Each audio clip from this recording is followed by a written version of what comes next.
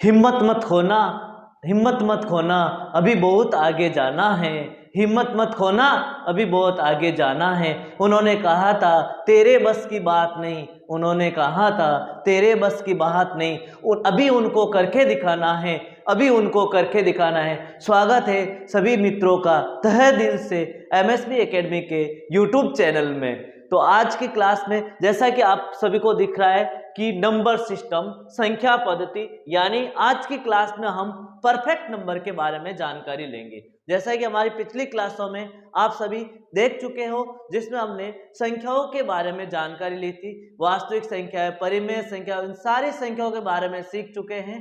कुछ संख्याएं ऐसी बच गई है जो हम पिछली क्लास में नहीं कर पाए, उनको हम आज कंटिन्यू करेंगे इसी क्लास में, और आज हम सारी संख्याओं के बारे में पूरा अध्ययन कर चुके होंगे।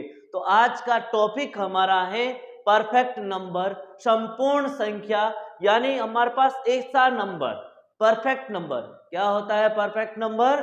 कि हमने पहले पढ़ा था पूर्ण संख्या, वो अलग है। यह परफेक्ट नंबर लिखा हुआ है जिसका अर्थ है संपूर्ण संख्या। आप बोलते हो पूर्ण संख्या, बोल सकते हैं, लेकिन यह परफेक्ट नंबर उस पूर्ण संख्या यानी होल नंबर से डिफरेंट है। किस नंबर से डिफरेंट है? होल नंबर से डिफरेंट है। तो परफेक्ट नंबर यानी कि संपूर्ण संख्या क्या होती है? ऐसी संख्या,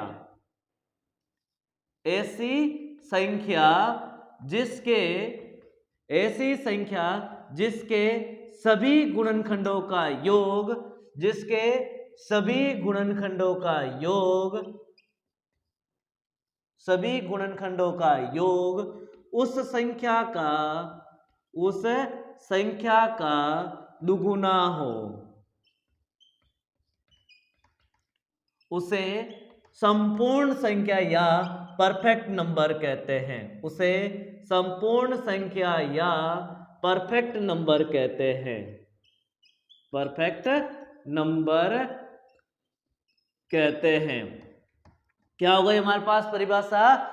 ऐसी संख्या जिसके सभी गुणनखंडों का योग, सभी गुणनखंडों का योग उस संख्या का दुगुना हो, उसे संपूर्ण संख्या कहते हैं। याद होनी चाहिए, ऐसी संख्या जिसके सभी गुणनखंड यानी ऑल फैक्टर्स, यहां क्या लिख सकते हैं? All factors, sum of all factors, sum of all factors, all factors equal to double of number, double of number, twice of number, यानी सभी गुणनखंडों का योग उस संख्या का दुगुना हो। जैसे कि हम एग्जांपल लेते हैं 6। क्या एग्जांपल लिया मैंने? 6। फर्स्ट एग्जांपल क्या है? 6। अब देखो इस एग्जांपल्स के मैं गुणनखंड करता हूं। 6 के गुणनखंड बताइए, 6 के गुणनखंड कौन कौन से हैं? 6 के गुणनखंड, 6 के गुणनखंड यानी 6 1 की टेबल में आता है। गुणनखंड का यानी वो किसकी टेबल में आता है? 1 की टेबल में, 2 की टेबल में, 3 की टेबल में और 6 की टेबल में। इन्हीं संख्याओं के गुणनखंड है।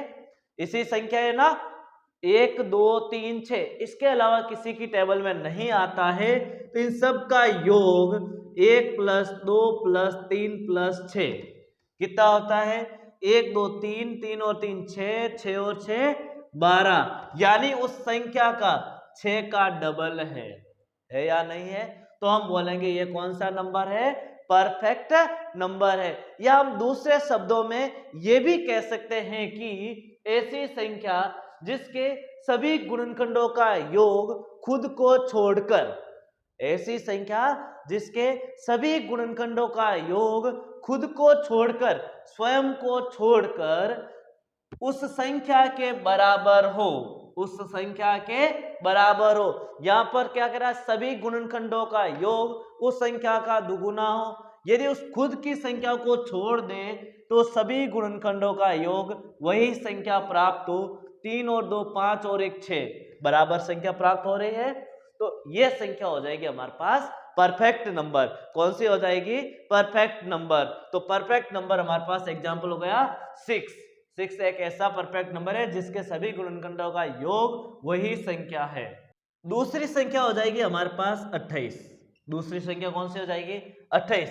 एक संख्या हमने 6 लिया, दूसरी संख्या कौन सी है 28। इसके गुणनखंड करो, 28 के गुणनखंड, 28 के गुणनखंड बताइए। 28 के गुणनखंड कौन कौन से हैं? 28 1 की टेबल में, 1 की टेबल में आता है, 2 की टेबल में आता है, 3 की टेबल में 3 की टेबल में नहीं आता है, नहीं आता ना। 8 और 2 10, 3 की टेबल में नहीं आता है। 4 की टेबल में आता है, 7 की टेबल में आता है, और 12 की टेबल में आता है, और 28 की टेबल में आता है। 12 की टेबल में नहीं आता, 14 की टेबल में आएगा। किसकी टेबल में आएगा? 14 की टेबल में। देखो 7 × 4 28, 14 × 2 28, और 28 × 1 28, यानी इनके सभी गुणनखंड हो गए। इन सभी गुणनखंडों को प्लस करो, 1 + 2 + 4 + 7 + 14 + 28, सबको प्लस करो तो कितना आएगा? 2 और 1 3, 3 और 4 7, 7 और 7 14, 14 और 14 28, 28 और 28 56, और 28 का डबल होता है कितना? 56। तो ये भी एक कैसा नंबर है? परफेक्ट नंबर है। कौन सा नंबर है? परफेक्ट, क्योंकि इनके सभी गुणनखंडों का योग उसका डबल है। यदि उस खुद की संख्या को छोड़ दे तो भी सभी संख्याओं का योग वह संख्या आता है, तो वह परफेक्ट नंबर होता है। तो परफेक्ट नंबर की ये डेफिनेशन है। नेक्स्ट संख्या हम लेंगे ट्विन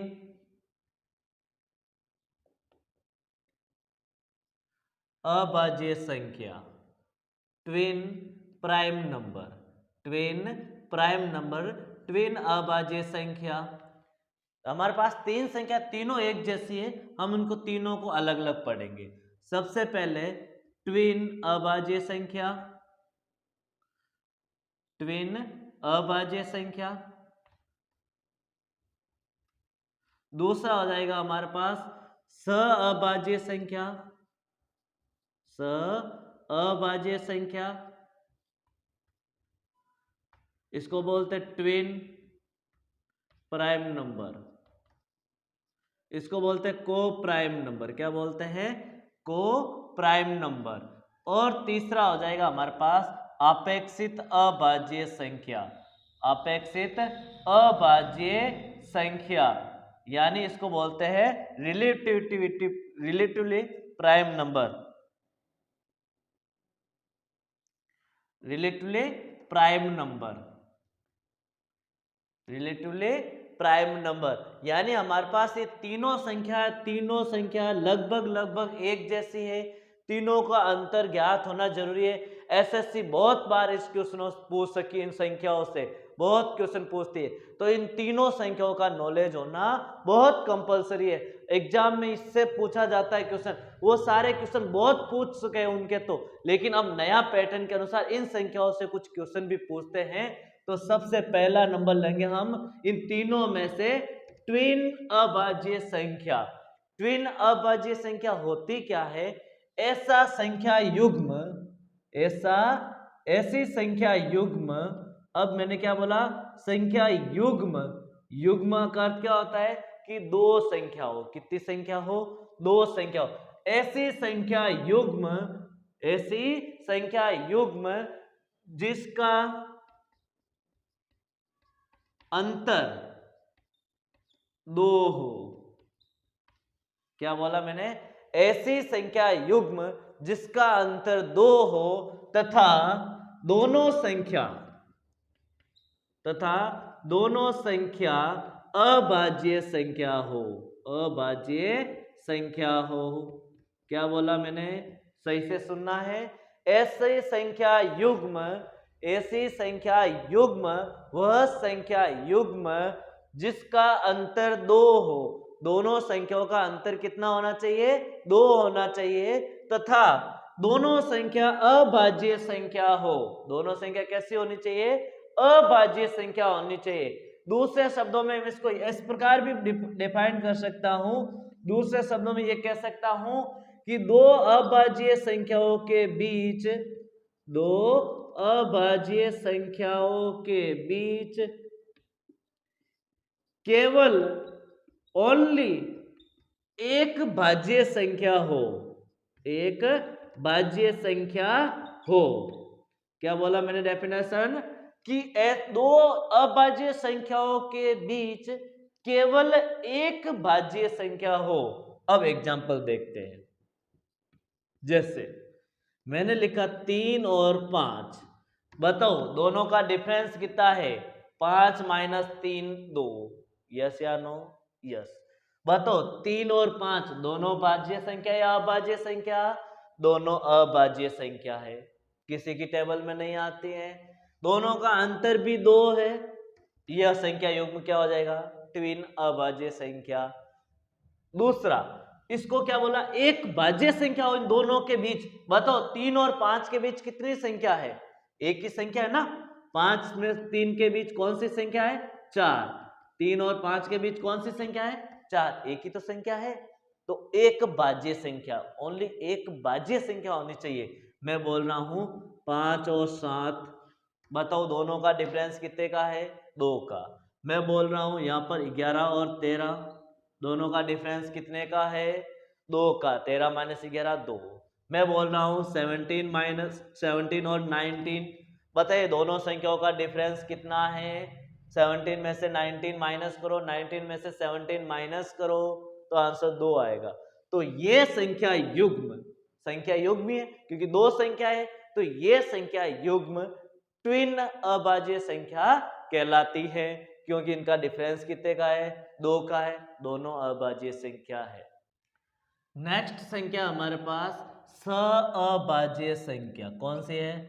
सअभाज्य संख्या, यानी मैं इसको बोलूंगा को प्राइम नंबर। को प्राइम नंबर क्या होता है? को प्राइम नंबर, को प्राइम नंबर ऐसी संख्या युग्म, क्या डेफिनेशन लिख रहा हूं? ऐसा संख्या युग्म, ऐसा संख्या युग्म जिसका HCF, जिसका HCF 1 हो। कितना हो? HCF क्या होना चाहिए? 1 होना चाहिए, तथा दोनों संख्याएं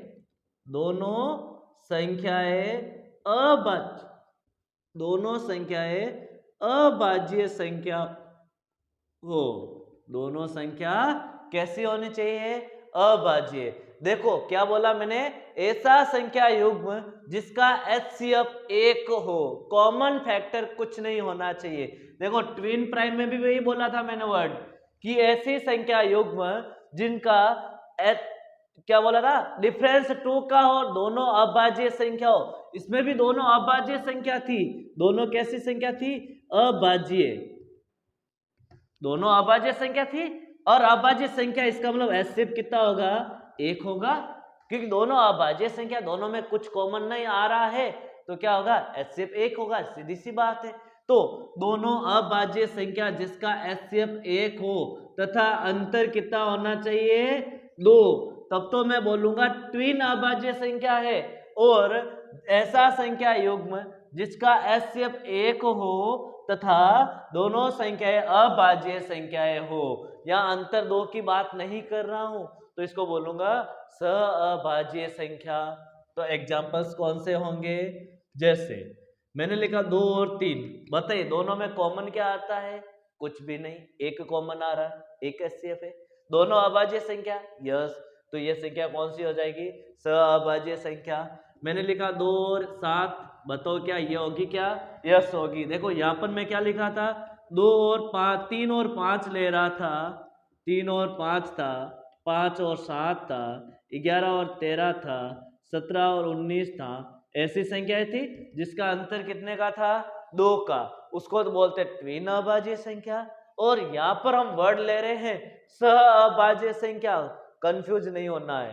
सअभाज्य संख्या को प्राइम नंबर, यानी HCF तो 1 ही होगा, लेकिन दोनों संख्याएं कैसी होनी चाहिए? अभाज्य संख्या होनी चाहिए। अभाज्य संख्या, कुछ भी कॉमन नहीं होना चाहिए, ओनली 2 फैक्टर्स। दोनों संख्या अभाज्य संख्या। एग्जांपल्स 2 3, 2 7, 11 और 23, दोनों अभाज्य संख्या है। 19 और 23, 23 और 41 कैसी संख्या है? अभाज्य संख्या है, दो संख्या है, संख्या युग्म है, एचसीएफ एक आ रहा है, कुछ भी कॉमन नहीं आ रहा है, तो यह संख्या कौन सी हो गई? सह अभाज्य संख्या। कौन सी हो गई? सह अभाज्य संख्या, को प्राइम नंबर। नेक्स्ट तीसरा क्या हमारे पास? फर्स्ट सेकंड थर्ड, तीसरी क्या है? अपेक्षित अभाज्य संख्या। अपेक्षित अभाज्य संख्या, अभाज्य संख्या यानी मैं इसको बोलूंगा relatively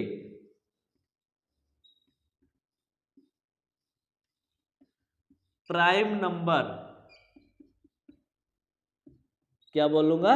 relatively prime number, relatively relation अब प्राइम नंबर, प्राइम नंबर के साथ रिलेशन, रिलेटिवली प्राइम नंबर, को प्राइम नंबर, सह, सह का अर्थ है साथ में, सह का अर्थ क्या होता है? साथ में अभाज्य संख्या होनी चाहिए, यानी दो संख्या साथ में अभाज्य संख्या होनी चाहिए। को प्राइम नंबर, को प्राइम, को का अर्थ है साथ में, सह का अर्थ है साथ में, अभाज्य संख्या होनी चाहिए। रिलेटिवली प्राइम नंबर यानी प्राइम नंबर के साथ रिलेशन हो। रिलेशन कैसे? अब देखो मैं क्या लिख रहा हूं, फर्स्ट पॉइंट, वह संख्या युग्म, वह संख्या युग्म जिसका एचसीएफ, जिसका एचसीएफ एक हो। कितना हो? एक हो। देखो ये बात मैंने इसमें भी लिखी और इसमें भी ये बात बताई, ये तो तीनों में कॉमन बात है। लेकिन दूसरी बात, यहाँ अंतर दो का था, ये अलग बात थी। यहाँ पर अभाज्य संख्या, ये भी अलग बात है। यहाँ पर क्या होगा कि इसमें मैं क्या बोलूंगा? दूसरी बात कि जरूरी नहीं कि दोनों संख्या अभाज्य हो, जरूरी नहीं दोनों संख्या अभाज्य हो, दोनों संख्या अभाज्य हो। अब देखो क्या बात बोली, जरूरी नहीं दोनों अभाज्य संख्या हो। क्वेश्चन में पूछता है कि बोल दिया आपको कि 7 और मैंने लिख दिया यहां पर 6, 7 और 6, बताओ ये कौन सी संख्या हो गई? अपेक्षित अभाज्य संख्या। ऑप्शन में ये वर्ड दे रखा है और क्वेश्चन इसका पूछता है कि 7 व 6 कौन सी संख्या है? ऑप्शन ए ट्विन, सभाज्य संख्या, अपेक्षित अभाज्य संख्या और भाज्य संख्या है। इस प्रकार का ऑप्शन है। आपको अपेक्षित अभाज्य संख्या दिया हुआ है ऑप्शन में, तो अपेक्षित अभाज्य संख्या करना है। एसएससी इसको ही वैलिड मानती है, इसको ही वैलिड मानती है, यही आंसर इसका सही होगा। यदि ऑप्शन में ये नहीं है अपेक्षित अभाज्य संख्या, ऑप्शन में ये नहीं वर्ड दे रखा है, तो मैं बोलूंगा कि इसको सभाज्य संख्या टिक करना है, क्योंकि सभाज्य में कॉमन क्या आता है? एक आता है। ट्विन में नहीं करना है, ट्विन में डिफरेंस 2 होना चाहिए। तो जब ऑप्शन में ये वर्ड नहीं है तो आपको सभाज्य करना है, और ऑप्शन में अपेक्षित अभाज्य संख्या दिया हुआ है तो आपको अपेक्षित अभाज्य संख्या ही करना है। तो यहाँ पर 7 और 6 मैंने लिखा 21 और 16, 21 और 16। देखो कोई जरूरी नहीं अभाज्य संख्या होनी चाहिए, देखो दोनों अभाज्य संख्या नहीं है, जरूरी नहीं दोनों संख्या अभाज्य हो। तो देखो दोनों अभाज्य संख्या नहीं है, 4 और 9 अभाज्य संख्या नहीं है। मैंने लिखा 5 और 8 दोनों अभाज्य संख्या नहीं है। मैंने लिखा 13 और यहाँ लिख देता हूँ 21 दोनों अभाज्य संख्या नहीं है। तो ये संख्या अपेक्षित अभाज्य संख्या है। तो अब मुझे लगता है कि आपको इस तीनों में कोई डाउट नहीं है, क्लियर हो चुका है डाउट। मैंने आपको क्लियर करवा दिया डाउट, इसमें किसी प्रकार का डाउट नहीं होना चाहिए। तो एक क्वेश्चन में यहाँ पर और लिखता हूँ आपके लिए और बता रहा हूँ उस क्वेश्चन का आंसर क्या होगा। मैंने लिखा निम्न में से, निम्न में से कौन सी संख्या, कौन सी संख्या अपेक्षित अभाज्य संख्या है? अपेक्षित अभाज्य संख्या है या रिलेटिवली प्राइम नंबर है। Which numbers relatively prime number in the following, which number is relatively prime number, यानी कौन सी संख्या अपेक्षित अभाज्य संख्या है? ऑप्शन फर्स्ट मैं लिख रहा हूं 2 and 3, ऑप्शन सेकंड मैंने लिखा 5 और 9, option number third 3 and 5, next fourth option 7 and 11। 7 and 11। बताइए कौन सा ऑप्शन सही होगा। अपेक्षित अभाज्य संख्या पूछा है आपको, तो अपेक्षित अभाज्य संख्या कौन सी होगी। देखो 2 और 3 दोनों संख्या अभाज्य है, तो कौन सी हो जाएगी, सअभाज्य संख्या। फर्स्ट ऑप्शन गलत। 3 और 5 दोनों अभाज्य संख्या, ऑप्शन गलत। 7 और 11 दोनों अभाज्य संख्या, ऑप्शन गलत। 3 और 5 हो जाएगा ट्विन अभाज्य संख्या। कौन सी हो जाएगी, ट्विन, क्योंकि दोनों का डिफरेंस 2 का है। 7 और 11 दोनों अभाज्य संख्या, ये भी गलत। यहाँ जरूरी नहीं दोनों अभाज्य संख्या अपेक्षित अभाज्य संख्या। जब दोनों अभाज्य संख्या हो तो मैं बोलूंगा सअभाज्य संख्या है। ये सअभाज्य संख्या, ये भी सअभाज्य संख्या, और ये ट्विन अभाज्य संख्या है। और ये संख्या बची हमारा ऑप्शन नंबर सेकंड जो करेक्ट होगा, ऑप्शन नंबर सेकंड करेक्ट होगा। तो वो कौन सी हो जाएगी, अपेक्षित अभाज्य संख्या होगी। नेक्स्ट हमारे पास लास्ट नंबर बचा है रामानुजम नंबर। रामानुजम नंबर, रामानुजम संख्या। क्या होती है रामानुजम संख्या। देखो किसकी संख्या बची लास्ट, रामानुजम संख्या लास्ट नंबर बचा हमारे पास। इसके बाद सारी डेफिनेशन कंप्लीट हो जाएगी। तो रामानुजम संख्या क्या होती है,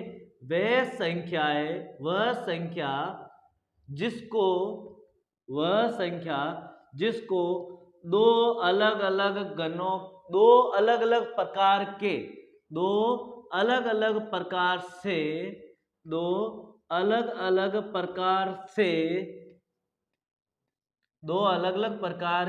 से के गणों के योग के रूप में लिख सकता हूं।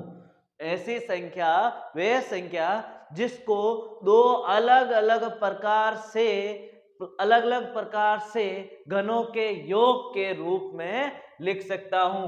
गणों के योग के रूप में लिख सकता हूं। योग के रूप में लिख सकता हूं। कैसे लिख सकता हूं, दो अलग अलग गणों के योग के रूप में लिख सकता हूं। यानी ऐसी संख्या, एक ही संख्या जिसको दो अलग अलग गणों का योग करे तो भी वही संख्या आएगी, उसे हम बोलते हैं रामानुजम संख्या। कौन सी संख्या, रामानुजम संख्या। वह संख्या जिसको दो अलग अलग प्रकार से गणों के योग के रूप में लिख सकते हैं। जैसे मैं एक संख्या लेता हूं 1729, 1729, इसको दो में अलग अलग गणों के योग के रूप में लिख सकता हूं। कैसे लिख सकता हूं बताओ, 1 का क्यूब प्लस 12 का क्यूब कितना होता है, 1 का क्यूब 1, 12 का क्यूब 17 28, करो प्लस कितना होगा 17 29। फर्स्ट प्रकार। दूसरा प्रकार, इसी को मैं लिखता हूं 9 का क्यूब प्लस 10 का क्यूब। 9 का क्यूब 729 प्लस 10 का क्यूब 1000, तो कितना हो गया 1729। यानी मैं इस संख्या को दो अलग अलग गणों के रूप में लिख सकता हूं। दो अलग अलग गणों के रूप में लिख सकता हूं। दूसरी संख्या लेता हूं मैं 4104, 4104। इसको भी दो अलग अलग प्रकार से गणों के योग में लिख सकते हैं। जैसे मैं फर्स्ट रूप लिखता हूं 15 का क्यूब प्लस 9 का क्यूब। 15 का क्यूब प्लस 9 का क्यूब। 15 का क्यूब होता है 3375 प्लस 9 का क्यूब होता है 729। दोनों को प्लस करो, 9 और 5 14, असल की 1, 7 और 1 8, 8 और 2 10, असल की 1, 3 और 1 4, 4 और 7 11, असल की 1, 3 और 1 4। यानी इसको मैं 15 का क्यूब प्लस 9 का क्यूब भी लिख सकता हूं, तो भी मेरे पास 4104 आएगा। और इसका दूसरा रूप कैसे लिख सकता हूं मैं, 16 का क्यूब प्लस 2 का क्यूब। 16 का क्यूब प्लस 2 का क्यूब। बताओ 16 का क्यूब कितना होता है 4096। 2 का क्यूब कितना होता है 8। 2 का क्यूब कितना होता है 8। प्लस करो 6 और 8 कितने होते हैं, 8 और 6 14, 8 और 6 14, असल की 1, 9 और 1 10, असल की 1, 0 और 1 4 का 4। मैं इसको दो अलग अलग घनों के योग के रूप में लिख सकता हूं। तो मैं बोलूंगा 4104 4104 4104 रामानुजम संख्या है, क्योंकि इसको दो अलग अलग प्रकार के घनों के योग में लिख सकता हूं, अलग अलग प्रकार के घनों के योग के रूप में लिख सकता हूं।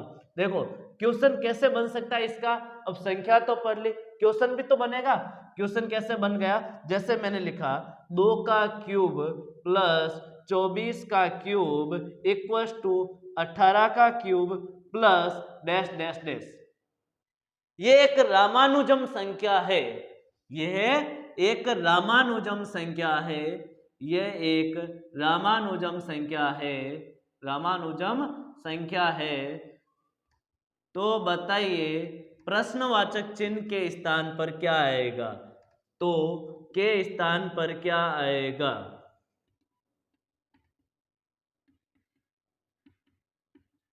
क्वेश्चन क्या बना कि 2 की क्यूब प्लस 24 का क्यूब बराबर 18 का क्यूब प्लस क्वेश्चन मार्क ये एक रामानुजम संख्या है, तो प्रश्नवाचक के स्थान पर क्या आएगा। आपको ऑप्शन भी मिलेगा, ऑप्शन भी मिलेगा। मैंने लिखा 10 का क्यूब प्लस दूसरा, 18 का क्यूब तीसरा ऑप्शन, 24 का क्यूब चौथा ऑप्शन, 20 का क्यूब। अब आपको बताना इसमें से कौन सा आएगा। हमारे पास ये 3 ऑप्शन दे रखे हैं, प्रश्नवाचक चिन्ह के स्थान पर क्या आएगा। तो हम देखते 2 का क्यूब कितना होता, 2 का क्यूब होता 8, 24 का क्यूब होता है 13,824। कितना होता है, 24 का क्यूब कितना होता है 13,824। क्यूब निकालने की शॉर्ट ट्रिक में आपको पहले अपलोड कर चुका हूं, एक इससे पहले एक वीडियो अपलोड हुआ है, क्लास आ चुकी है जिसमें मैंने बताया शॉर्ट में क्यूब कैसे निकालते हैं। तो उस क्लास को भी जरूर देखना, जिससे हम आसानी से जल्दी से किसी भी संख्या का क्यूब निकाल सकते हैं। और अब देखो इन दोनों को प्लस करो, 13,824 प्लस 8, और इधर 18 का क्यूब, 18 का क्यूब होता है 5,832, 5,832। अब इसको प्लस करेंगे, 8 और 4 12, असल की 1, 2 और 1 3, 8 का 8, 3 का 3 1, 13,832। अब बताओ 5,832 में क्या प्लस करूं कि 13,832 आ जाएगा। इसके अंदर क्या प्लस करे, तो बताओ मैं इसके अंदर 8,000 प्लस कर देता हूं, 8 और 5 13,832 हो जाएगा। तो बताओ 8,000 किसका क्यूब है, 8,020 का क्यूब है। तो मेरे पास ऑप्शन हो जाएगा 4 नंबर, यानी क्वेश्चन मार्क की जगह क्या आ जाएगा, 20 का क्यूब कितना होता है 8,000 होता है। तो एक क्वेश्चन में आपको होमवर्क में दूंगा, लेकिन उससे पहले एक क्वेश्चन और करते हैं। हम इसको नेगेटिव संख्या के रूप में भी लिख सकते हैं क्या। तो हम एक संख्या और लेते हैं, एग्जाम्पल चौथा लेता हूं मैं, एक एग्जाम्पल और लेता हूं। मैंने लिखा 91, मैंने क्या बोला, दो अलग अलग प्रकार के घनों के योग में लिखना। तो 91 को मैं लिख रहा हूं 4 का क्यूब प्लस 5 का क्यूब, 4 का क्यूब 64 और 5 का क्यूब नहीं 3 का क्यूब, ज्यादा हो जाएगा 5 का, तो 3 का क्यूब कितना होता है 27, 7 और 4 11, 6 और 2 9, 8 और 1 9 91। एक रूप तो ये हो गया। दूसरा मैंने बोला योग के रूप में, अलग अलग प्रकार के घनों के योग के रूप में। मैं देखो यहां योग का ही चिन्ह लगाऊंगा, लेकिन नंबर क्या ले रहा हूं मैं, ध्यान से देखना, 6 का क्यूब प्लस -5 का क्यूब। देखो मैंने संख्या क्या ली, एक संख्या पॉजिटिव ले ली और एक नेगेटिव ले ली, है दोनों का योग ही कर रहा हूं। यहां पर क्या लिखा, बीच में तो प्लस है, ये नेगेटिव के लिए होगा। यदि कभी पूछ लेता है क्वेश्चन में कि इसका योग क्या होगा, तो नेगेटिव के रूप में भी हम इसको डेफिनेट कर सकते हैं कि कुछ ऐसी संख्या होती है जो नेगेटिव करेंगे, माइनस करेंगे तो भी आ जाएगा। देखो 216 -5 का क्यूब 125, तो कितना हो जाएगा 91। यहाँ तो योग का चिन्ह है, लेकिन क्यूब क्या होता है, देखो यहाँ तो प्लस का सिंबल है, लेकिन माइनस का क्यूब क्या होता है, माइनस होता है। कभी भी माइनस की पावर ओड हो तो आंसर हमेशा नेगेटिव आएगा, और माइनस की पावर इवन हो तो आंसर हमेशा पॉजिटिव आएगा। तो इसका आंसर नेगेटिव आया, नेगेटिव पॉजिटिव मल्टीप्लाई होगा तो बनेगा नेगेटिव, और मैं इसको इस प्रकार लिख सकता हूं 125 बराबर 91। ये हो गया हमारे पास। एक नेगेटिव के लिए भी क्वेश्चन बन सकता है, तो हम इस प्रकार भी कर सकते हैं, नेगेटिव के लिए बने तो। अब देखो एक क्वेश्चन आपको होमवर्क दे रहा हूं, जो आपको होमवर्क में करके लेके आना है। क्वेश्चन नंबर फर्स्ट, ये क्वेश्चन सबको करना और इसका आंसर कमेंट बॉक्स में सबको जरूर देना है कि इसमें रामानुजम संख्या तो कौन सा ऑप्शन होगा। मैंने लिखा यहाँ पर 8 का क्यूब प्लस 64 का क्यूब बराबर 8 का क्यूब प्लस 64 का क्यूब बराबर 36 का क्यूब प्लस क्वेश्चन मार्क। क्या लिखा हुआ है, क्वेश्चन मार्क लिखा हुआ है। यह एक रामानुजम संख्या है, रामानुजम संख्या है। ये कैसी संख्या है, रामानुजम संख्या है। तो प्रश्नवाचक के स्थान पर क्या आएगा, प्रश्नवाचक के स्थान पर क्या आएगा, क्वेश्चन मार्क की जगह पर क्या आएगा। ऑप्शन फर्स्ट आपको मिल रहा है कि मैं यहां पर आपको ऑप्शन दे रहा हूं। ऑप्शन क्या क्या दे देता हूं मैं आपको। फर्स्ट ऑप्शन 36 का क्यूब, दूसरा 18 का क्यूब, तीसरा 25 का क्यूब, चौथा 60 का क्यूब। सही से ऑप्शन देखना है, 36 का क्यूब, 18 का क्यूब, 25 का क्यूब, 60 का क्यूब। क्या आएगा, आपको इसका कमेंट बॉक्स में आंसर जरूर देना कि इसका आंसर क्या होगा। और आपने मेरे YouTube चैनल को सब्सक्राइब नहीं किया तो जरूर सब्सक्राइब करें और बेल आइकन को दबाइए जरूर, और इस वीडियो को अच्छा लगे तो जरूर शेयर करें, जिससे और किसी विद्यार्थी को भी फायदा हो। ज़्यादा से ज़्यादा तक क्लास शेयर करें, जिससे बहुत लोगों को बेनिफिट मिले। आपको बेनिफिट मिले तो आगे भी आप बेनिफिट दीजिए, इसको आगे से आगे शेयर भी कीजिए, जिससे सभी लोगों को बेनिफिट मिलेगा। तो इस प्रकार हमारी संख्याओं के बारे में पूरी जानकारी हो चुकी है, संख्याएं सारी हो चुकी है। कल हम इससे आगे कुछ और करेंगे, कुछ आगे की और क्लास में हम एक्स्ट्रा करेंगे, कुछ क्वेश्चंस लेंगे।